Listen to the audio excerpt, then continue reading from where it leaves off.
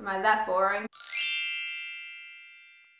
Hi everyone, Marney here. So today I'm doing a thoughts on video for Every Move by Ellie Marney, the last book in the Every trilogy. Already the last book has come out. I can remember like yesterday reviewing the very first book. I would love to thank ANU and Ellie Marney for sending me an ARC copy of this book. I highly appreciate it. Thank you so much. Also, I'd like to say on the 16th of March, Ellie Marney is having like the launch for this book in Readings in Carlton. I am heading there along with Ali and Michelle and a couple of my other booktubing friends. If you're interested to going to that, I found out that she's going to be doing that, so I'll leave the link down below. I think it's going to be a really cool night. I cannot wait to meet Ellie Marney. I'm just freaking so excited. If you don't know what this trilogy is about, it's about like crime fighting teenagers. I recommend this book for people that like love Sherlock Holmes. I'll leave the link to the review I did on the very first book, Every Breath, down below. Make sure to check that out. Because as today I'm just going to be discussing all the spoilers for the conclusion,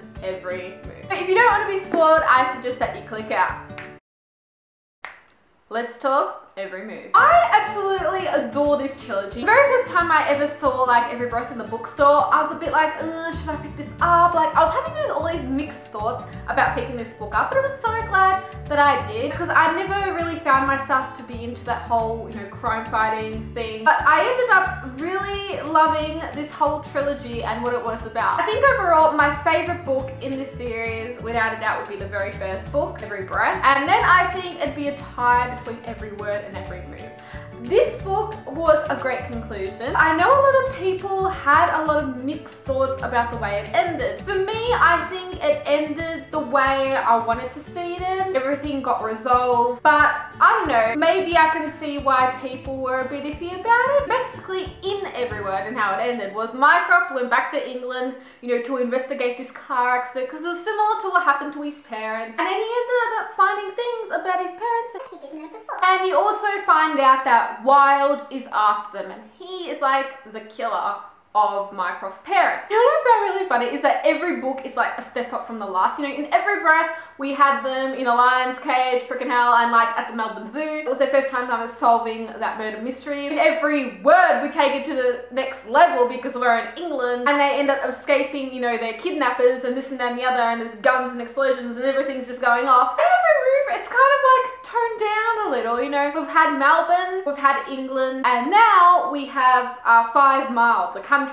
I think Every Word had the most action going on, and Every Move was kind of like the move. Because I ended up thinking, can this book get any more than Every Word did? But it was actually like a bit more toned down, more realistic. At the beginning of this book, Rachel, Mike and Harris are at 5 Mile. And you know what really struck me? I was like, you know, Rachel's in this big argument with her parents and stuff like that after what happened, you know, in Every Word. And I'm just thinking to myself, why would you let your 2 kids stay at your old house, which is now abandoned? And it struck me as weird because like, wouldn't they want Rachel to not be out of their sight? And I'm putting out there, why did it take till the 3rd book to finally have Harris in this whole trilogy? I loved the dude. You know, at the beginning of this book, he was like this badass country boy, and you know, like this like hidden past, you know, you didn't know why he didn't like visiting his father and this, that, and the other. And at the end, you know, he just had like the sweetest heart. I was absolutely in love with Harris, you know, and I started thinking, oh my god, in the 3rd book, is there gonna be a love triangle between, you know, Rachel, Mycroft and Harris? It didn't really end up going down because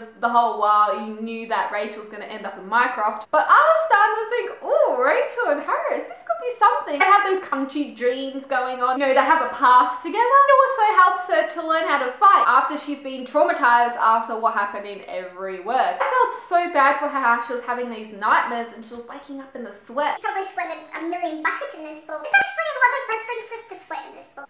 But anyway, I could just imagine her fear. Wilde is like wild and he could be legit anyone. It's like, it reminded me just like Pretty Little Lies, like who the hell is A? Who the freaking hell is Wilde? Wilde is A, I think. I always find that at the beginning of any of these books, Rachel and Mycroft have spent like a prolonged period of time away from each other. And in this book, they hadn't seen each other, you know, for like a while. And Mycroft, the first time we get him in this book, he's cooped up in his room, everything's all over the place, and he's trying to solve again everything. I thought he would have learnt from every word when he didn't tell Rachel was going to England. He suddenly flips on her, hey, I'm going to Bali, and I'm just like, oh my god, didn't he learn about this before? But at least he told her this time. But if she hadn't gone there, would he have just sent her a text message?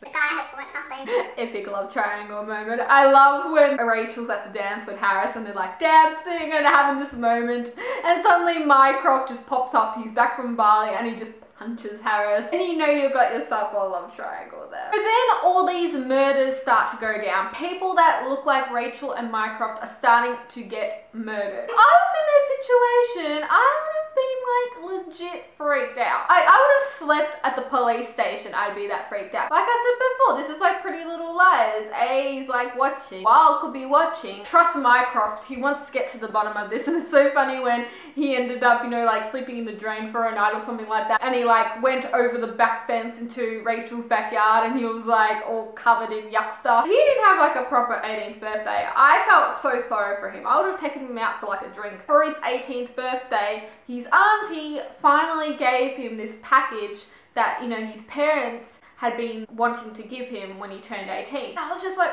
oh, okay, we could get to the bottom of something now. Apparently Wilde is like after an old coin. But I love how his parents, that letter or something like that, secretly spell out who Wilde is. So it's apparently Jonathan Cole. I felt so sorry for James. When he was crying, I was getting emotional with him. To see one of the main characters just burst out crying like that, and especially, you know, a guy, because guys hold back their emotions a lot of the time. So to just see James cry, I felt so bad for him. Next up, Mike gets shot. Holy moly. I was like, legit, he cannot die. If he dies, I'm just putting this book down. I'm not going to read it anymore. He didn't, thank God. So then, Harris, Rachel, and Mycroft end up going back to 5 Mile. What I found really funny was before that, they were at Maze, and then she was like, I'll pack you something nice. With the whole underwear thing, I was like, yeah, cheeky girls moment, I wonder what. The fact that they actually got to escape in that car, I was very, very surprised. I would have told the police at the very beginning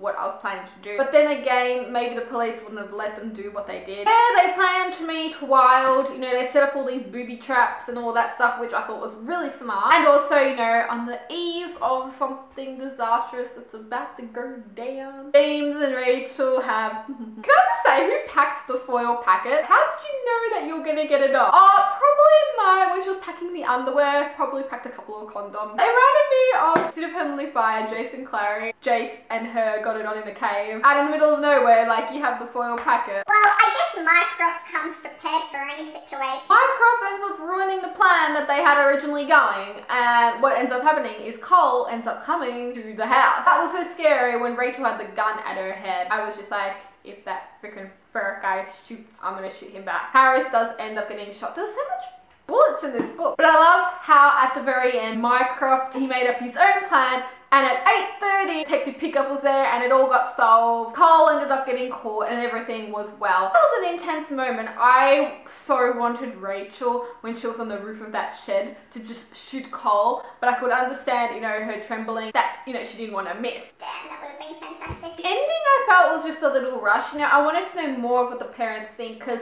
you know, they were in the hospital with Mike. At least we got to, you know, hear a bit from Mike at the end of this book, how he was alright, which is good. But we didn't really get to, you know, hear more about Harris. I thought I was going to talk to him more at the end of this book. At the very end, Rachel and James, you know, have the keys to the apartment, and they're just, you know, standing at the balcony, and I thought it was really cute how they're looking up at the stars. And I like how we started to refer to Mycroft as James. It's like, as the book came to an end, we referred to him as James, maybe because he's just like any other normal boy now. That whole thing with his parents has been solved, kind of just back to being a normal boy. I think those kids though would need counselling for the rest of their lives. That happened to me at the age that I was, you know, and these kids are even younger than I am, I would be traumatized for life, legit. I'd always be looking behind my shoulder. I'm glad now they get to go back to their normal lives. That's the end for my mini thoughts on video for every move. I hope you enjoyed it. I love this book. Thank you so much, Ellie and Marney, for taking me on the journey with these two characters. I loved this book. So thank you so much for writing an awesome trilogy. I am Miranda. Thank you so much for watching. See ya!